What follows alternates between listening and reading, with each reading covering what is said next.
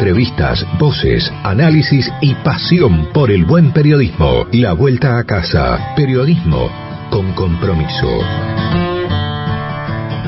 Es gravísimo lo que está pasando en Medio Oriente, por eso tomamos contacto con nuestro amigo Alejandro Fonseca, analista de política internacional, que está a esta hora en Madrid. Uno podría decir en el mismo continente y muy cerca de lo que significa todo este conflicto allí entre Israel y al que ahora se suma Irán. Alejandro, buenas noches para ti. ¿Cómo está la situación allí? Te saludamos junto con Judith. Hola, muy buenas noches, Raúl y Judith. Un placer estar con vosotros otra vez. Bueno, pues desde Europa, yo creo que desde todo el mundo, vemos con muchísima preocupación la situación de escalada que se está produciendo en Oriente Medio, porque estos 200 misiles con los que ha atacado Irán a la cúpula de hierro israelí, algunos han conseguido superarla con misiles hipersónicos, misiles muy modernos, pero no ha habido daños relevantes. Pero aquí la cuestión de fondo es que Israel ha conseguido el objetivo que tanto buscaba, que era provocar una respuesta legítima iraní para escalar el conflicto, una guerra regional, y así obtener mayor apoyo y financiación estadounidense y sobre todo esa impunidad y esa carta blanca que llevamos viendo desde el año pasado, ¿no? Es Israel quien marca la agenda política y militar de Irán y no al revés. Porque tenemos que hacer muy brevemente un repaso porque es cómo hemos llegado hasta aquí desde el 7 de octubre del año pasado. El 7 de octubre del año pasado Hamás ataca a Israel y el 8 de octubre ya comienzan las operaciones de Israel para atacar Gaza y empieza el genocidio palestino. Y con esto que vemos como toda esta escalada, porque Hamás, que eran los perpetradores del atentado, pues es una fuerza proxy muy cercana a Irán y financiada y apoyada logísticamente por ellos. Entonces ya vemos que la situación ha sido de escalada sin parar. Porque después de eso, el 19 de mayo de este año ya, moría en un sospechoso accidente en helicóptero el presidente de Irán, Ebrahim Raisi, en un accidente supuestamente, pero nunca lo sabremos. El 31 de julio, Israel asesinó a Ismail Haniyeh, el líder político de Hamás, en un ataque ilegal contra el consulado iraní en territorio sirio, donde también murió Reza Hafedi, el comandante en jefe de la fuerza Quds en Siria y Líbano.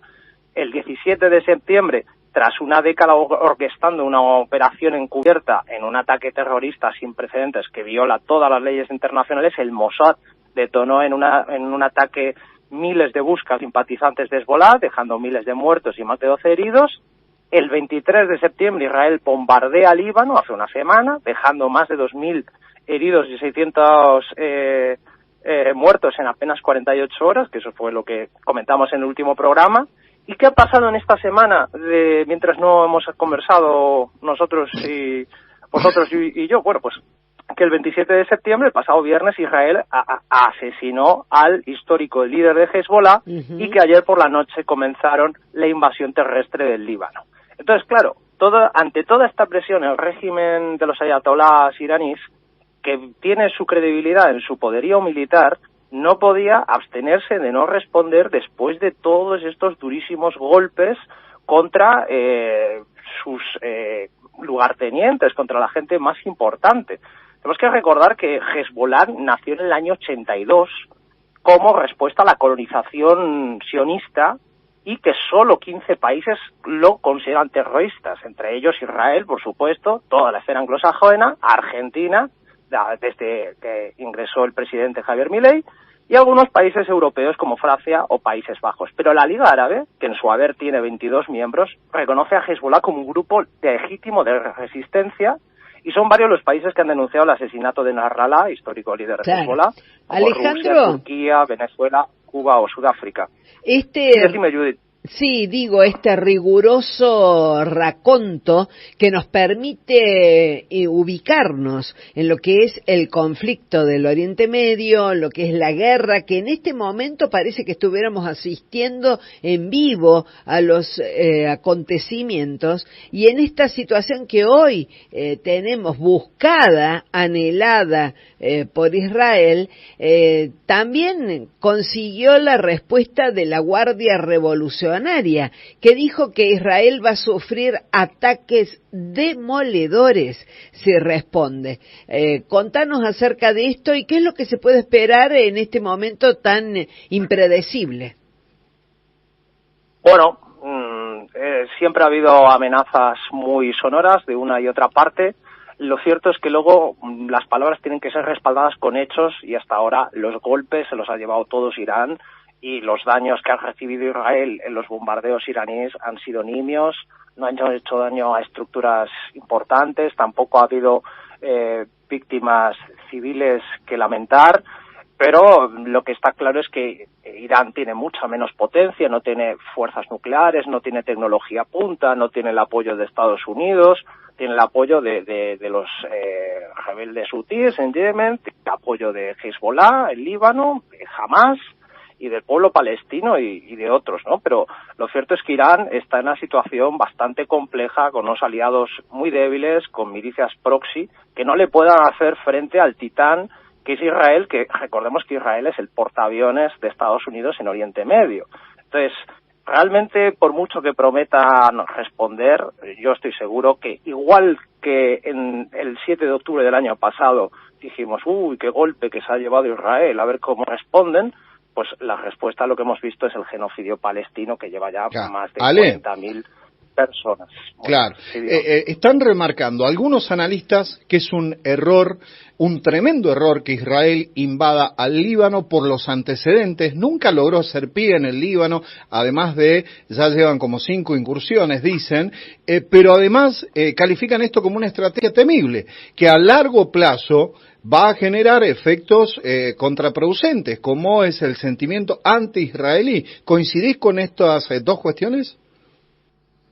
Coincido plenamente, porque además es que son de pura lógica, ¿no? Sentido común. Al final y al cabo, hay que decir, Raúl, que sí que el Líbano ha sido invadido por Israel en varias ocasiones. La primera fue en el 78, volvió a hacerlo en el 82 y luego lo volvió a hacer en el 2006. Lo que pasa es que siempre se han retirado a esa histórica de zona del río Litani, que de hecho el primer ministro libanés, que está ahora, dice que quiere sacar una resolución de la ONU que está olvidada desde hace 14 años en algún cajón de las Naciones Unidas, en las que decían, habían llegado a un acuerdo en aquel momento Israel, Hezbollah y la ONU, de que si las fuerzas militares del Líbano se ponían entre la frontera entre Israel y Líbano y echaban a Hamas, entonces Israel tendría que replegar, si no podría invadir la zona. Todo esto parece una medida bastante desesperada y el odio palestino y libanés contra la invasión sionista es completamente legítimo y no se va a acabar nunca. Es verdad que en los últimos años quizás el poder chiita controla más un país que históricamente ha sido cultural y religiosamente muy diverso, donde conviven musulmanes, sunitas, chiitas, marronitas, cristianos. Entonces, hay que decir que quizás ahora Líbano está viviendo la peor situación y esto llega en el peor momento, porque la verdad es que llevan 4 años de una situación terrible. En el 4 de agosto de 2020 se produjo una masiva explosión de nitrato de amonio que mató a 800 heridos y dejó 6.000 heridos, 300.000 personas sin hogar. Dimitió el presidente en aquel momento por las revueltas masivas que había. Hasta estuvo 2 años sin presidente el Líbano. Vive la crisis económica, la tercera más grave que se recuerde, de las 3 más graves que se recuerdan desde el siglo XIX, según el Banco Mundial, sí, con inflación interanual del 251%, muy cerca de Argentina, con su actual 236.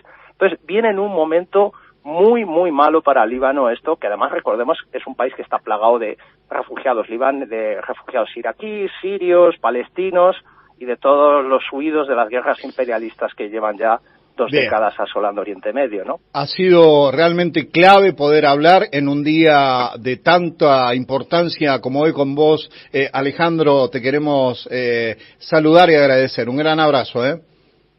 Muchas gracias a ustedes. Que tengan muy buena tarde. Gracias. Un lujo como siempre. Gracias. Todo el periodismo comprometido. Todo el periodismo comprometido con Raúl Villarruel y Judith Gerbaldo. La vuelta a casa.